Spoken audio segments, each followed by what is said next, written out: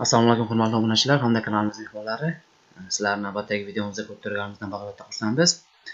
Har safargi videolarimizda bizni qo'llab-quvvatlab, biz bilan birga bo'lib kelayotganlarga kattakon rahmat deb qolamiz. O'ylaymizki, bu safargi videomiz ham sizlarga juda ham manzur bo'ladi, juda ham yoqadigan umiddamiz. Agar kanalimizda birinchi bo'lsangiz, albatta podpisatsiya hamda qo'ng'iroqcha tugmalarini bosib qo'yishni unutmang. Shunda biz chiqarib borayotgan videolarimiz, mana shunday chiroyli o'yinlarimiz sizlarga birinchilardan bo'lib yetib boradi. Agar ushbu videomiz, ushbu chizmamiz sizlarga ma'qul kelgan bo'lsa, albatta klass bosib, qanaqa fikrlaringiz bo'lsa, kommentariyada yozib qoldirishingizni so'rab qolamiz. Demak, biz uyimizni razmerlari bilan tanishtirib o'tishni boshlaymiz. Bu uyimiz juda ham zamonaviy usulda quriladigan uyni bugun sizlarning e'tiborlariga razmerlari bilan tanishtirib o'tishga harakat qilamiz. Demak, uyimizni asosiy razmeri 6 sotiq, ya'ni 20 ga 30 ni tashkil qiladigan yer maydoni uchun to'g'ri keladigan uy chizmasini bugun sizlarning e'tiborlariga havola qilamiz. Demak, mana bu ko'cha tomondan boshlasak, ko'cha tomondan 20 metrni tashkil qiladi. Mana bu yerda mana yerimizning chap tomoniga darvozaxona hamda birin-ketin hujralari joylashtirib borganmiz. Mana bu yerda mana 370 ga 6 metrni tashkil qiladigan bu yerda darvozaxonamiz joylashgan. Mana bu yerda esa mana 1,5 ga 3,52 ni tashkil qiladigan zinapoyamizdan mana bu hujralarga kiriladi, ya'ni bitta, ikkita, 3 ta hujramizga kiriladi. Demak, mana bu hujradan boshlasak 330 ga 5,7,5 sm ni tashkil qiladigan bu yerda mehmonxonamiz joylashgan. Mana shu mehmonxonamizning yonida esa 1,73 ga 2,15 ni tashkil qiladigan dushevayamiz, ya'ni yuvinish xonamiz joylashgan. Mana bu yerda esa 330 ga 330,5 sm ni tashkil qiladigan, ya'ni 3 metr 30 ga 37,5 sm ni tashkil qiladigan bu yerda hol, ya'ni koridorimizni joylashtirganmiz. Xuddi shu koridorimizni chap tomonida 480 ga 330 ni tashkil qiladigan bitta yotoqxonamiz yoki nima desak, bolalar yotoqxonasini joylashtirishingiz mumkin. Biz endi bu yerga kattalar uchun, ya'ni do'xspalni yotoqxonamizni joylashtirdik. Bemalol o'zingizga dedingizga moslab bu yerda bolalar yotoqxonasi qilishingiz mumkin. Mana bu yerda esa mana 4,45 ga 4,80 ni tashkil qiladigan bu yerda kattalar yotoqxonasini joylashtirdik. Xuddi shu kattalar yotoqxonasining o'zida mana shu hujraga tegishli bo'lgan dushevay, ya'ni yuvinish xonasini ham joylashtirganmiz. Eslatib o'tamiz, bu chizmamiz har doimgi chizmalarimizdek, shu aytib o'tganimizdek, ikkita xo'jalikka mo'ljallangan uy chizmasi. Faqat shu chizmamizni sal zamonaviy uslubda sizlarga tanishtirib o'tishga harakat qilyapmiz, yoki zamonaviy uslubda loyihalashtirganmiz. Demak, keyingi mana shu 3 ta hujramizni sizlarni tanishtirib o'tamiz. Mana bu yerda mana 5 metrga 2,40 ni tashkil qiladigan zinapoyamizdan kiriladi bu hujralarga.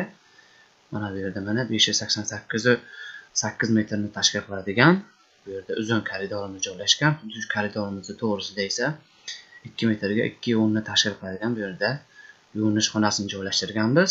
Mana bu yerda esa 3,29 metrni tashkil qiladigan bu yerda bolalar yotoqxonasi joylashtirganmiz hamda mana bu yer esa 3,30 ga 4,7,5 sm ni tashkil qiladigan bu yerda kattalar yotoqxonasini ham joylashtirganmiz.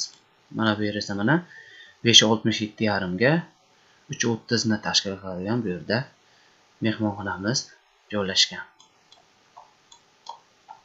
Demak, bu asosiy hujralarimiz edi. Mana bu esa mana hovlimizni, ya'ni yer maydonimizni chap tomoniga biz yozgi oshxona 3,30 ga 4,75 ni tashkil qiladi hamda umumiy ovqatlanish xonasini ham, ya'ni oshxonamizni joylashtirganmiz. Razmerlari esa 3,30 ga 5,60 ni tashkil qiladi. Bu oshxonamizga 1,5 ga 4,85 ni tashkil qiladigan ikki tomondan chiqadigan zinapoyamiz orqali kiriladi. Har safargi videomizda aytib o'tganimizdek, bu chizmamiz ham shu yopilish uslubi 3,30 mana uyimizni eni hammasi 330 qilib belgilaganmiz, ya'ni 4 metrlik bolalar uchun mo'ljallangan uy chizmasini tanishtirib o'tmoqdamiz. Uyimizning umumiy razmeri esa mana shu 1540 ga 895 ni tashkil qiladi. Uyimiz to'g'risida albatta savollaringiz yoki fikrlaringiz bo'lsa, albatta kommentariyada yozib qoldirishingizni so'rab qolamiz.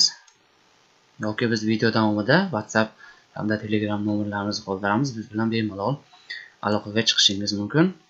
Albatta proyekt zakaz qilmoqchi bo'lsangiz ham shu nomerlarga bog'lansangiz, biz sizlarga chiroyli qilib chizib berishga harakat qilamiz. Demak, sizlarga hozir uyimizni 3D sini ko'rsatamiz. Mana buni uyimizni 3D ko'rinishi. Sizlarga devorlarini yuqoridan kesib ko'rsatmoqdamiz. Ya'ni planirovkasi sizlarga yaxshiroq ko'rinishi uchun. Mana shunday ko'rinishda bo'ladi. Mana juda ham chiroyli, juda ham ajoyib va ixcham qilib loyihalashtirganmiz.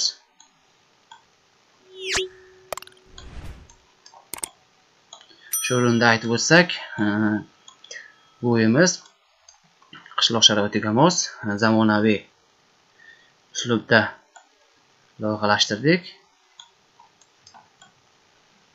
Bemalol olib chizmalardan foydalanishingiz mumkin. Mana shunday ko'rinishda mana. Video davomida hojatxonalarimizni ichini ham sizlarga ko'rsatib o'tishga harakat qilamiz. Undan oldin uyimizda ofishiy 3D ko'rinishini mana ko'rsatamiz. Ya'ni kirishamiz yopilgandan keyin mana shunday ko'rinishi oladi uyimiz. Juda ham chiroyli. Mana bu yer mana boyaga aytib o'tgan yozgi oshxonamiz. Bunday ko'rinishda mana.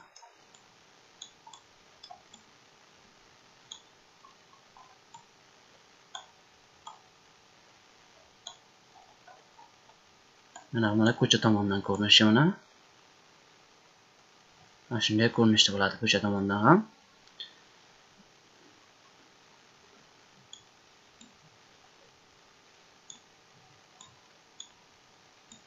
Shu nima desak, ko'chadan o'tgan odamni ko'ziga yaqqol tashlanadigan ajoyib mana shunday ko'rinishdagi mana uy chizmasini sizlarga e'tiborlarga havola qilmoqdamiz mana.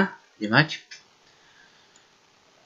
agar uy proyektimiz ushbu uy chizmamiz sizlarga ma'qul kelgan bo'lsa, albatta klass bosib qo'yishni unutmaysiz.